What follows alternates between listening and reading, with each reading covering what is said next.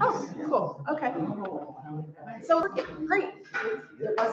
It is. So now I'm concerned the microphone doesn't work. Well, find out together. One step at a time. I guess so. Especially with the I mean, it's at least lighting up. Okay, we'll give it a shot. We may not have any audio. Can we, or at least close the door? Good morning, everybody.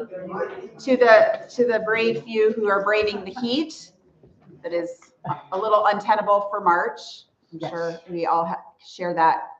And for those who chose not to go to Ameren, that's why we have such a small group. A lot of the members who normally come are on the coach bus trip to the Ameren, on the Ameren trip. So be excited to hear what they think about that. So welcome everybody. Welcome to March Member Town Hall as we kick off the Sweet 16 today.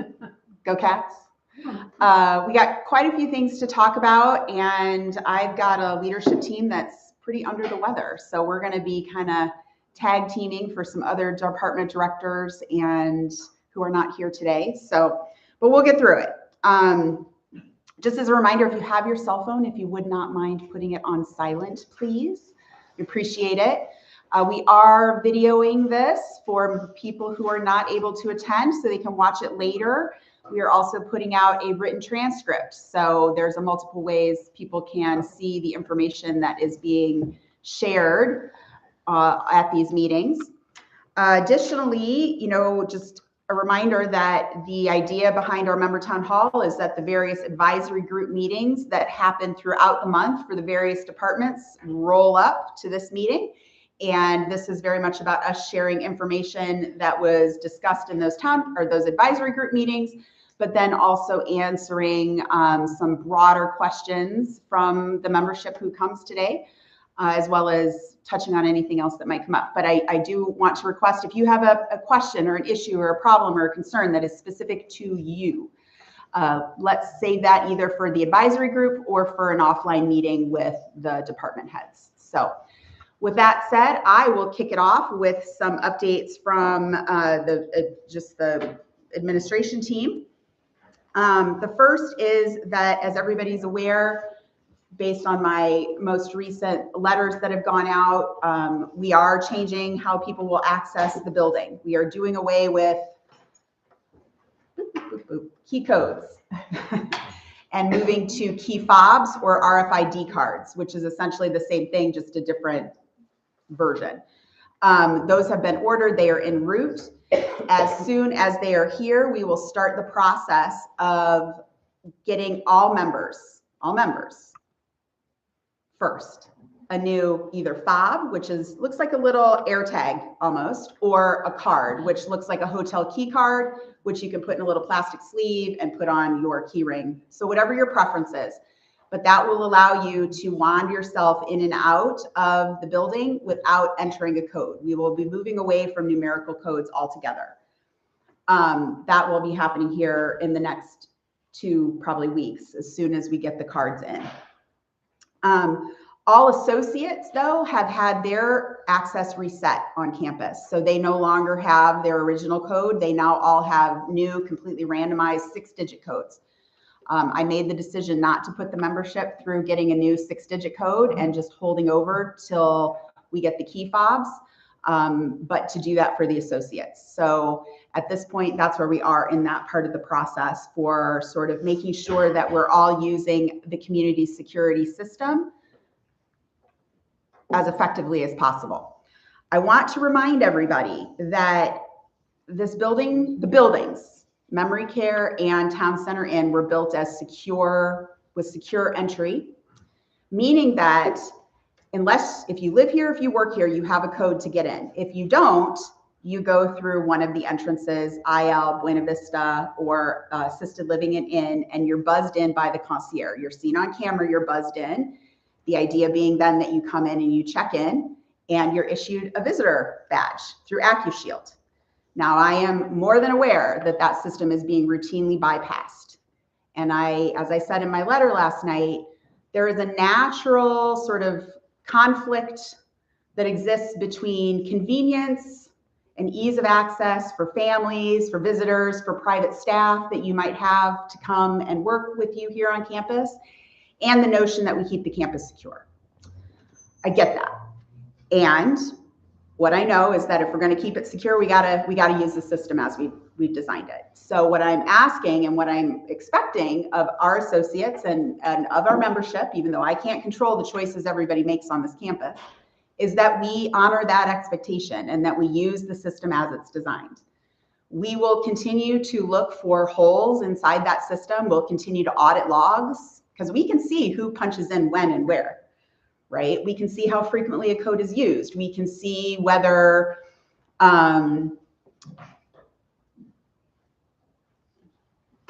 I won't even go down that rabbit hole. But anyway, we have visibility around how those codes are used, right? And we'll have visibility even with the key fobs. So the idea is there's no sharing. There's no sharing of codes. There's no sharing of fobs. So I'm asking for everybody's sort of shared commitment to that expectation and understanding that it's a shared responsibility for us to keep the community as secure as we possibly can.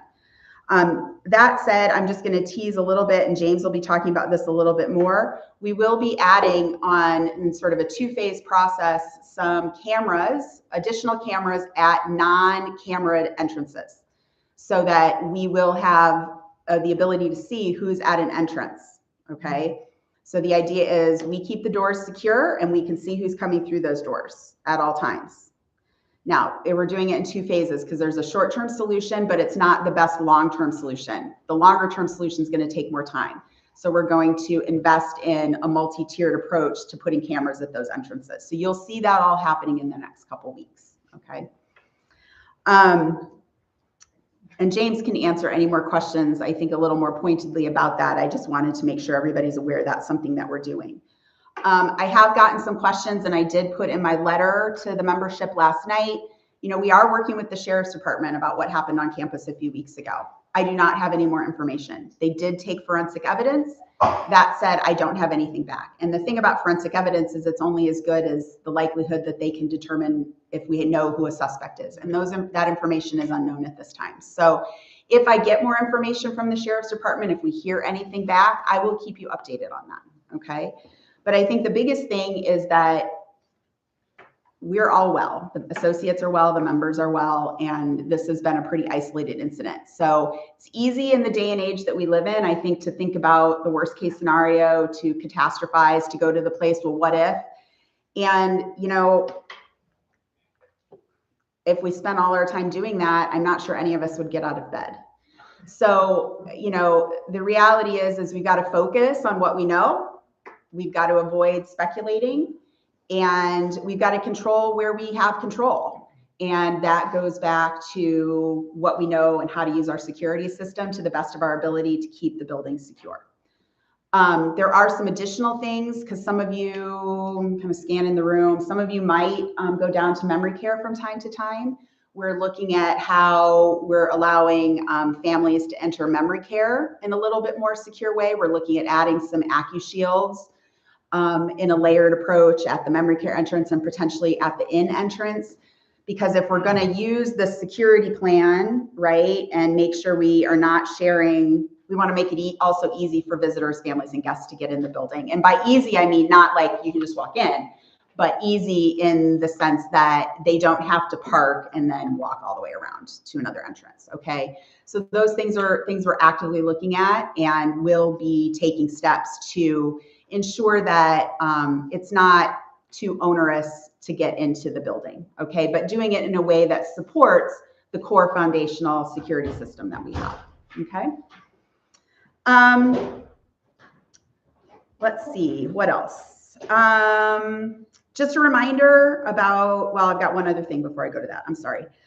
So the wellness space, the space downstairs, the space that was previously occupied by Vision and Balance is actively being refitted, remodeled for a new purpose and use.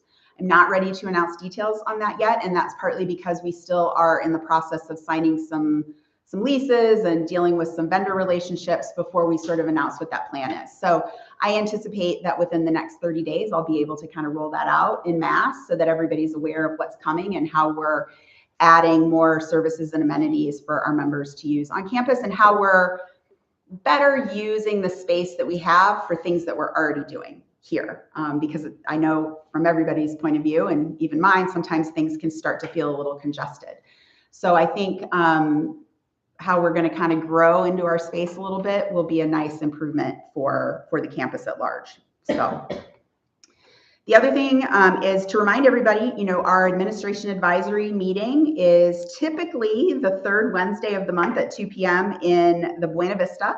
Some of you are here today, were with us last week, and I appreciate your coming. Next month, though, Missy and I are both at a conference the week that we're supposed to have that meeting, so we're pushing it up a week. So it will be Wednesday, April 8th. So we'll make sure that that gets more widely communicated as we get closer so that folks can join us. But I wanted to give everybody a heads up on that. So does anybody have any questions for me? Claire? Yes. I think that I know that we are all adults.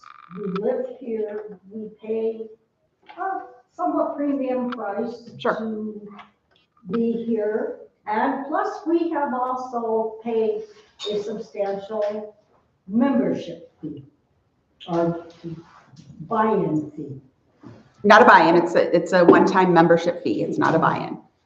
Why are we not being treated as adults and given the unvarnished truth of what actually happened? I'm tired of it being called vandalism. What kind of vandalism? What happened? There are so many rumors going around that you don't know what to believe, and I think we should be given the unvarnished truth of what actually occurred that Saturday.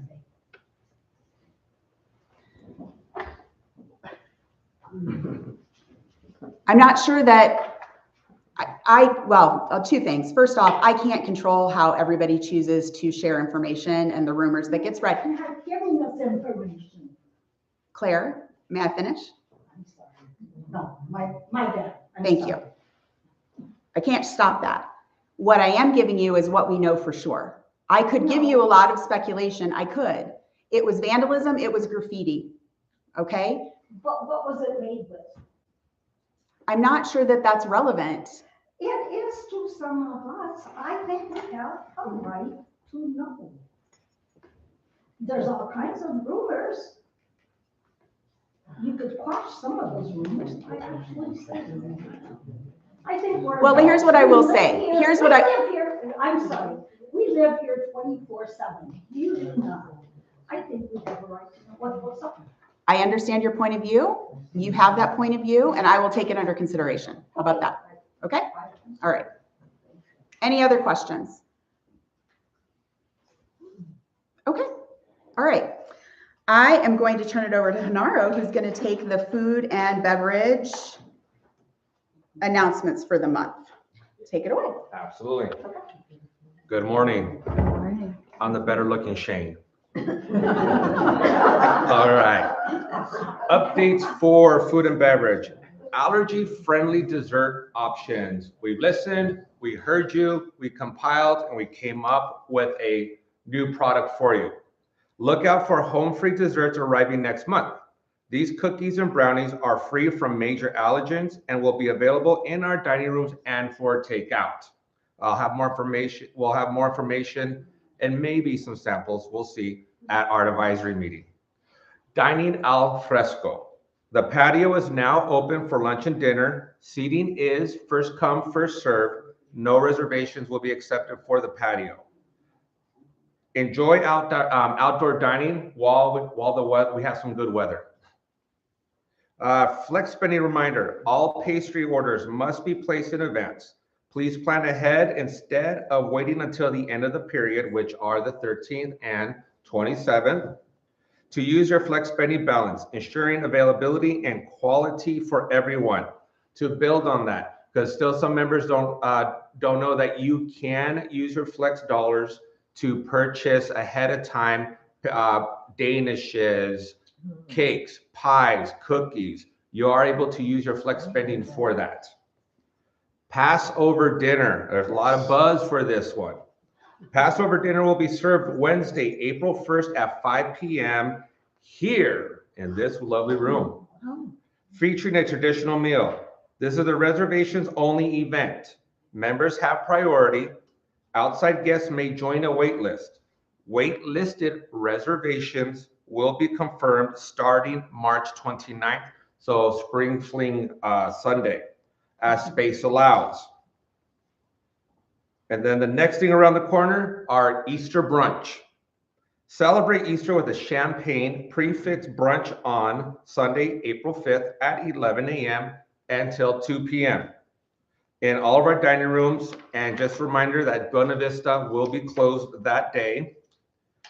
Enjoy a classic Easter menu with 3 entree options. Reservations are highly recommended, but not necessary. And if you're looking for menus, feel free to stop by one of those big, beautiful bunny displays, and you'll find the menus right there. And then our final reminder is that our advisory meeting will be April 7th at 9:30 in Buena Vista. And that is all I have. Nice and sweet today and simple. Any questions? Oh, I love you all. Mwah. Thank you. Oh, Is the Easter, what do you call it, a buffet or is it a? oh, very good question.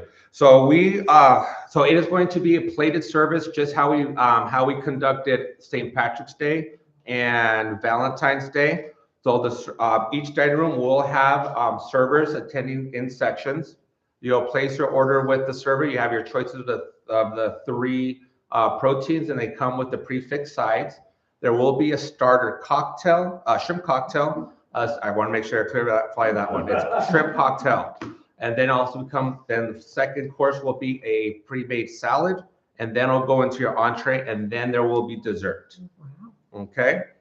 Just in case the price, the price is $65 for members, $75 for guests. Yes, Ed? It's Easter you're talking about. Easter, I'm talking about Easter right now. Yes. I moved on to the next religious holiday.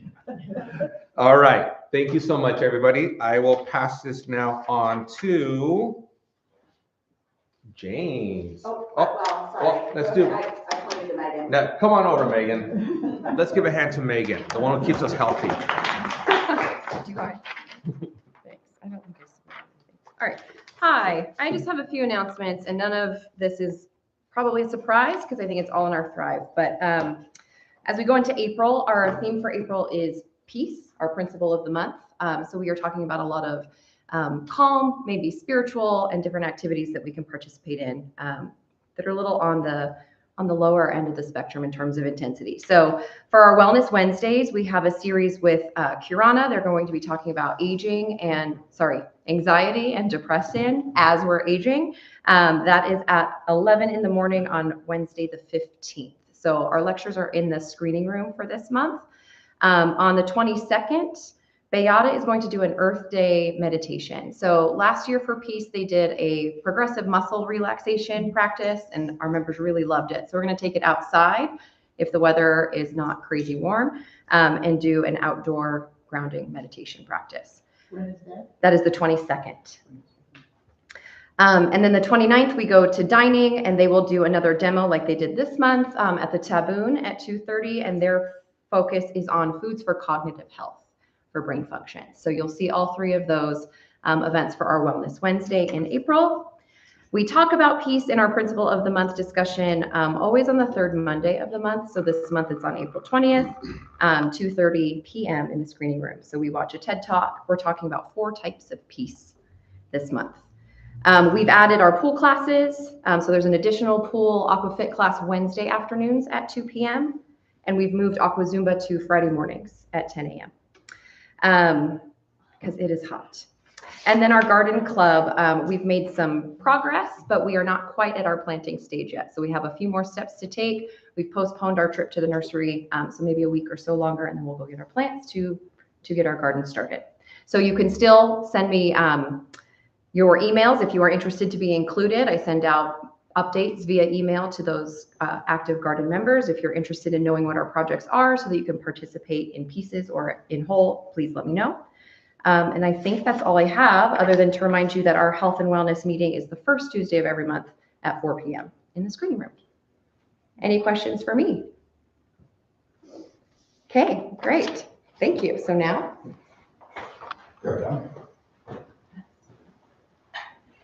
Good morning. My name is James T. Meyer. I'm the Director of Plant Operations, so I oversee maintenance, housekeeping, and things of that nature. And I'm finding my section. There it is. Hillary already mentioned the cameras at the entrances. So basically, any entrance that is accessible via keypad is going to have a camera, and we're exploring some other strategic places where that might be worthwhile. In the short term, we're going to do basically like home cameras, right? Something that we can get very accessibly that's cloud-based that we can have now.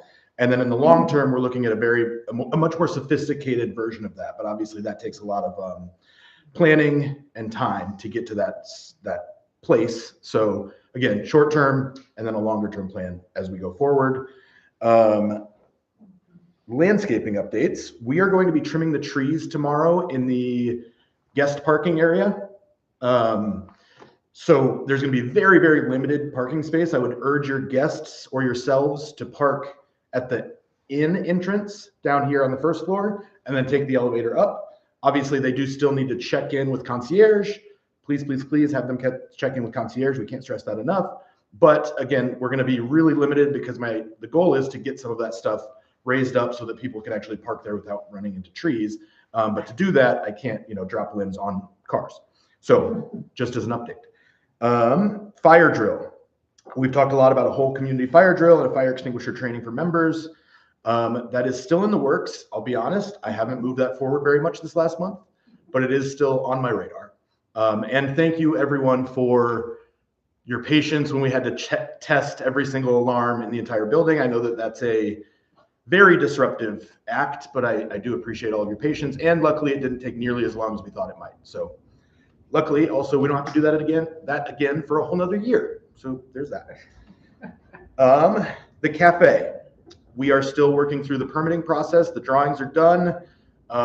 Basically, I've sent those over. They're going to give us some feedback, and then we'll go from there, right? We probably will have to make some revisions, send it back over again. It's just a very long, arduous process. But long story short, we're going to make it so that it's no longer on wheels and it's plumbed in permanently. So Liz is going to really love that, I think, not having to lug the water back and forth and so on and so forth. It's also going to mean the counter is a little bit lower, which is good because I think that one's a little high to begin with. But that's where we're at with that. Obviously, we're going to continue forward with what we have now, and then eventually we'll be able to move back to the services that we had before. And lastly, Plan Ops meetings are every second Wednesday of every month at 9 a.m. in the Napa dining room. Nope, not Napa, Buena Vista. They're in Buena Vista. So if you'd like to join us for any further conversation, please do. And that's all I've got. Any questions for me? Okay, let's start at that end and work our way this way. New cameras that will be installed, will they be monitored in real time or recorded? Great question. So they are going to be motion activated. So essentially when someone walks by them, they start recording. And no, they won't be monitored in real time because I don't think that's strictly necessary. And also there would be so many that no one would be able to do that. It's going to be more of a, it's going to give us the ability to look back and see who's coming in and out of the building as needed.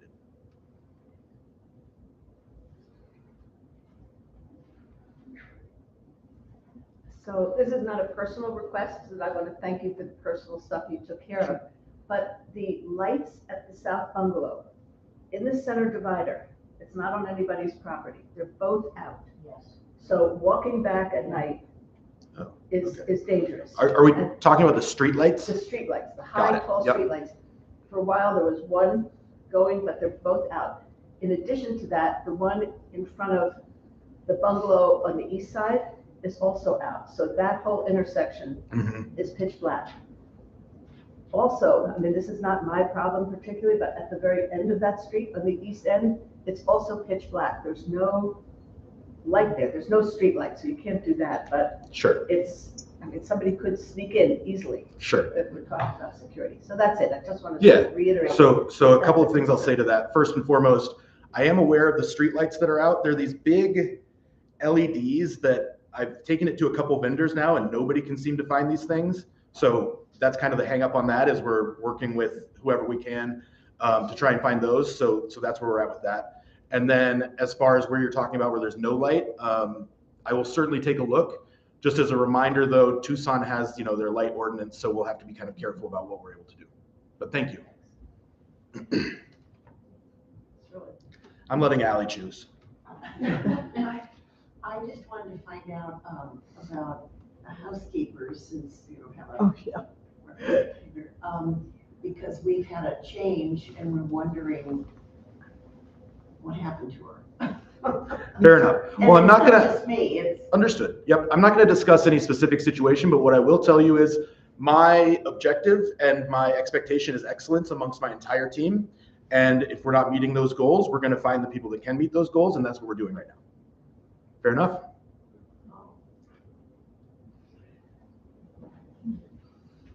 Allie's moving around.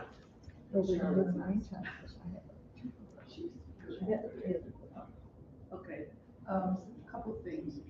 You're talking about the cafe, Hmm? and could you expand on that? Because I have no idea what was the problem at the cafe. Or Understood. what we had to do, what had to be done. Sure. So basically, we had a permit for a mobile food unit for the coffee cart that permitted the section where the hand sink is and where the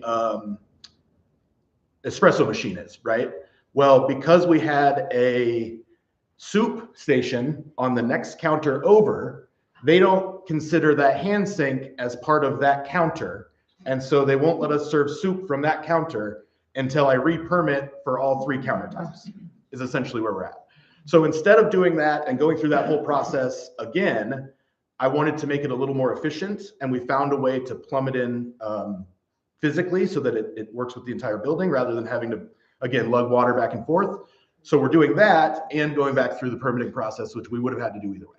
And I think it's worth sharing that when we were surveying, because we get food inspectors, they're here frequently. It was not an issue for the last year, right? And then we had somebody new who basically interprets the rules differently. So this is Pima County, this is the state of Arizona. So we're working to make sure that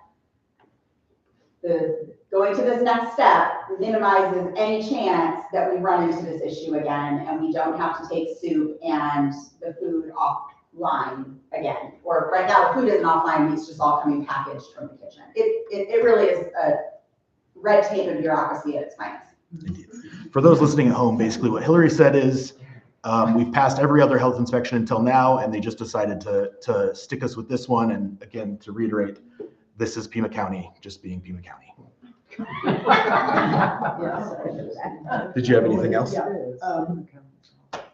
Lighting, we're talking about lighting, and I've talked to you about lighting Mhm. for months now, and I want to reiterate for the record that the north entrance where the ramp is, Mhm. the lighting that was finally put in is inadequate. In fact, it's nothing. There is no light from those little half somethings. It is dark at night, coming down the ramp and making the turn. Sure. And all those lights are a waste of money, I'm sorry to say. No, I agree with you. And frankly, that was our second attempt at ordering the correct ones. There's a reason you didn't see them the first time, is because we didn't like the first ones. And really, I didn't like the second ones, but because people had been pressing me for it, I put those out to kind of as an interim solution. And we are working with a landscape lighting person to get everything back online and add some lighting in that area. Are you talking about the lights in the ground outside each bungalow? Not exactly, but that is part of the solution also. What was the question? She asked if I was talking about the lights outside of each bungalow. They're And in the ground. Oh, well, actually, I'm glad to know that this isn't permanent because I've been talking to you about the lighting there since November. yeah, I know. And it's, I promise you, I wish I was 3 years ahead of everything I'm already at right now. So, So can I ask you about one more thing? of course. Last question and then we'll move on. Yes. You talked about trees. Mhm. And we've talked about trees Mhm. on the facing north Mhm. And when we became members here, bought into it, we. Not a buy-in, it's a membership fee, let's be real clear about that. What everyone knows, we paid extra for our apartment to have the mountain view, which is disappearing. And we've talked about this 5 years, 4 years, 3 years, 2 years, and I'm telling you that those trees could have been and should still be trimmed, so we don't lose our mountain views. Sure. And it's not me, it's. No, I agree with you. And I agree, it's time to get the trees trimmed. It's also, I'm gonna stick with what I've always said. One, I'm gonna err on the side of the health of the tree, right? I'm not gonna top anything. I'm not gonna cut anything inappropriately. And two, our commitment has always been that they won't be above the bungalows, right? So the sight line of the bungalows is where the trees will stop, and that's my goal. And that's where we'll head to. Thank you. Yeah. I'm doing 3 more total questions, just for the record. I've become aware that there are many people who use walkers who do not know how to properly go downstairs without their walkers. I've talked to several people, they didn't even know that. Before you have a fire drill, I think this is something important to emphasize so they learn how to hold the banister, how to go down sideways without their walkers, because it could be very dangerous. And also, are there people trained to help people who have wheelchairs? Yeah. And So- that before we have a fire drill, I think really important, that because there's so many people with walkers, they stand at the top of the stairs, they don't know what to do. Yeah. And that could be very dangerous. Yep. So a couple of things to that point. One, I would remind everyone that if you're in assisted living, there's always going to be a NIA there to assist you. In independent living, the idea being it is incumbent upon each and every person to be able to evacuate themselves. Does that mean we're going to leave you out to dry? Excuse me. Leave you out to dry? Absolutely not. Every single person in this building is well on their way to being trained to use the evac chairs. I'll tell you that we did a training a couple weeks ago, and Julia threw me down the stairs in the evac chair. So that was fun. You'll have to ask her about that. She loves to tell the story. But my point is, she then did do it, right? And Julia, if you've seen her, she's about this big and 100 pounds, right? She's able to take me down the stairs in the evac chair, right? I'm much bigger than Julia. So each and every person is being trained on those evac chairs, and that's kind of why we're slowing down on the drill, is because I want to make sure that we on our end know what we're doing before we involve all of you, right? So every single stairwell has those evac chairs, except for I know about one. Yes. So that's kind of the best answer I can give you on that. But Esther, I like your idea because of training, maybe offering through Beata or another one of our healthcare partners, the idea of doing a training for walker management for the IL membership so that they have a greater degree of confidence. So that's a great idea. And There's a specific way. Yeah, yes, yeah. You know, and people they look down, they say, how am I going to get? No, I think it's a great idea, and we'll coordinate that through Community Life and 360 Well. Okay, thank you. All right, 2 more. Anybody? That's it. Perfect. I'm done. Now we're moving on to Nobody. Well, Nobody. I'll do Community Life. Yeah. Great. Okay, so last but not least, I've got updates for Community Life. Just a reminder, Spring Fling is on Sunday. So 2 o'clock, Event Plaza, family, friends, grandkids, nieces, nephews are more than welcome. And it is for membership and our associates. So over the years, these events have gotten bigger and bigger, and they've turned out to be a lot of fun. So hopefully if you're on campus on Sunday, you can join us in the plaza for the Spring Fling.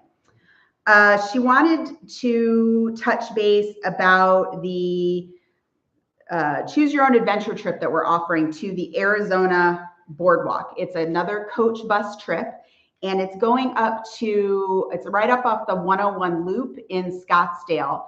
There's a whole series of activities there kind of by the Talking Stick Resort, but there's the Odyssey Sea Aquarium, there's Butterfly Wonderland, there's a lot of dining. It's kind of turned into a little bit of a destination area. But that's going to be on Wednesday, April 22nd, and the bus will depart at 8 o'clock. The fee covers transportation. So the $80 covers your round trip coach trip on the bus. And then admission and dining are self-pay because again, it's choose your own adventure. So you might decide to see the Sea Aquarium. Somebody else might decide to go see Butterfly Wonderland. Let's see, May, it looks like there's been a request to go back to the Musical Instrument Museum. So that'll be coming in May. So keep your eyes out for that and Thrive. And let's see, what else?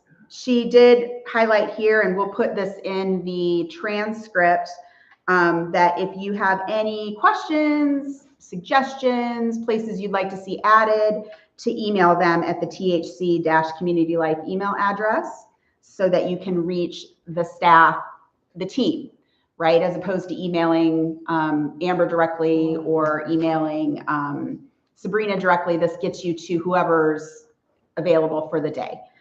And then last but not least, it looks like Community Life Advisory meeting second Wednesday of every month at 11 a.m. in the screening room. So if you want to participate in sort of the ongoing discussion around how events and activities and the different things that we do here on campus are planned, that's a great advisory group meeting to attend. So any questions about community life? Shirley, hold on. We want everybody on camera to hear your question. I was going to say, I've used the community life email from Life Loop where it says directory, and it comes back to me. Okay. It's not that, I don't think it's working. Okay. Well, we'll look at that. We'll look at that. I don't know what that says compared to what's on here. So we'll make sure that's trued up. And also the e-blast, I'm still not getting it okay, but a lot of people don't get it. So can we still check out the e-blast? Your Well, Friday message. what I would say is if somebody isn't getting it, they need to let us know so that we can go in and look to see and ensure you're not opted out, right? And if, again, we've encountered other issues with people, it ends up in their spam. We've offered free tech concierge appointments to help people problem solve maybe where that email is going. But it's one of those things I really would like to, if somebody isn't getting it, the only way we can fix it is if we know. And I know we've addressed yours a few times. But have you, let's talk about it after, okay? In general, I think in general, people who aren't getting it don't know that they're not getting it. They don't know there is such a message. I'm telling you. Okay, well, to me, that defies logic a little bit because based on the rumor mill that exists here, it seems like everybody's aware there's an e-blast. So in my case, if you encounter somebody who doesn't know, please just share with them that this is one of those things we want to fix individually. They can come and talk to concierge. We will deep dive the problem. Okay? All right, any other questions? Yeah, Jane. A lot of rumors are going about community life being killed. What is the problem? Jane, community life being what? Ill. Ill, K-I-L-L-E-D. Ill. 666. COVID? No. A cold. I mean, we've got nothing that would require us to do any type of quarantine or anything like that. If that were the case, then I would be communicating that with everybody. But there's a bad cold bug going around, and Amber, unfortunately, came down with it. So did a number of other people. So I just can't encourage everybody enough that we need to wash our hands. And if you don't feel well, stay home. And if you do come out, wear a mask and all the things we now know to do in the post-COVID world that we live in. So anybody have any other questions? Say that again? I already did that. Okay. All right. Thank you, everybody, for coming. Go Cats.